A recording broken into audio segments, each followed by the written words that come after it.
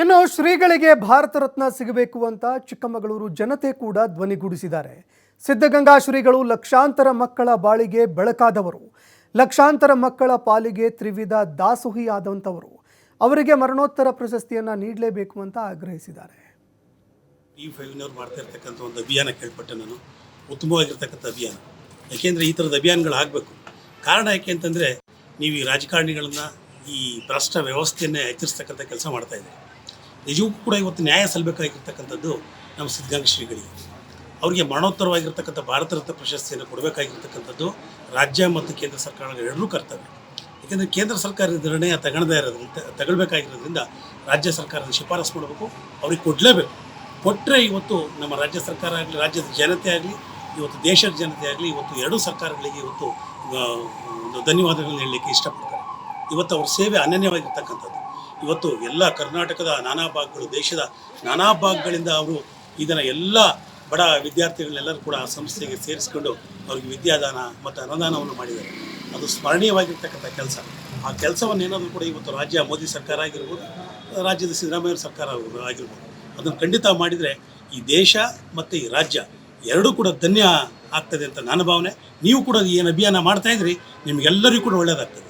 ನಿಮಗೆಲ್ಲರಿಗೂ ಕೂಡ ಒಳ್ಳೆಯದಾಗಬೇಕು. TV5 channel ಇನ್ನೂ ಉತ್ತಮವಾಗಿ ರಾಜ್ಯದಲ್ಲಿ ಬೆಳೆಯಬೇಕು ಅನ್ನೋದಾದರೆ ನೀವು ಈ ಅಭಿಯಾನವನ್ನು ಯಶಸ್ವಿಯಾಗಿ ಪೂರೈಸಿ ಅವರಿಗೆ ಭಾರತ ರತ್ನ ಸಿಗುವವರೆಗೂ ಕೂಡ ನಿಮ್ಮ ಹೋರಾಟ ಇರಲಿ. ಅದಕ್ಕೆ ನನ್ನ ಬೆಂಬಲ ಇದೆ ಅಂತೇಳಿ ನಾನು ಈ ಸಂದರ್ಭದಲ್ಲಿ ಹೇಳಲಿಕ್ಕೆ ಇಷ್ಟಪಡ್ತೀನಿ. TV5 ಈ ಅಭಿಯಾನ ಭಾಳ ಒಳ್ಳೆಯ ಕಾರ್ಯಕ್ರಮ. ದಿವಂಗತ ಸಿದ್ಧಗಂಗಾ ಶ್ರೀಗಳಿಗೆ ಈ ಹಿಂದೆ ಸರ್ಕಾರ ಕೇಂದ್ರ ಸರ್ಕಾರಕ್ಕೆ ಪ್ರಸ್ತಾವನೆ ಕಳಿಸಿತ್ತು ಭಾರತ ರತ್ನ ಕೊಡಿ ಅಂತ. ಆದರೂ ಈ ಸರಿಯ ಗಣರಾಜ್ಯೋತ್ಸವ ಇದರಲ್ಲಿ ಭಾರತ ರತ್ನ ಪ್ರಶಸ್ತಿಯನ್ನು ನೀಡಿಲ್ಲ. ಇದು ಭಾಳ ಅನ್ಯಾಯ.